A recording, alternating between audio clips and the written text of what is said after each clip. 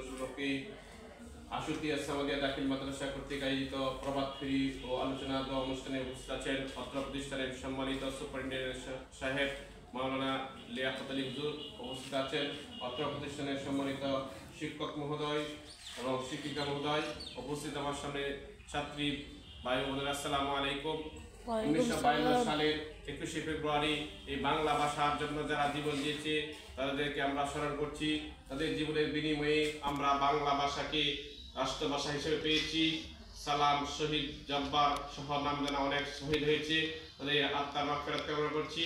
আশুলিয়া সামাদিয়া দাখিল মাদ্রাসার পক্ষ থেকে যারা 21শে ফেব্রুয়ারিতে যারা শহীদ হয়েছিল তাদের সকলের আত্মার মাগফিরাত কামনা করছি এবং এই বাংলা ভাষাকে যেন আমরা সঠিকভাবে মর্যাদা দিতে পারি সেই কামনা করছি এবং আমাদের শিক্ষার্থীরা যেন বাংলা ভাষা সঠিকভাবে উচ্চারণ করতে পারে এবং চর্চা করতে পারে সেই কামনা রেখে আমার সংক্ষিপ্ত বক্তব্য শেষ করছি। আসসালামু আলাইকুম ওয়া রাহমাতুল্লাহি ওয়া বারাকাতুহু। ওয়া আলাইকুম আসসালাম ওয়া রাহমাতুল্লাহি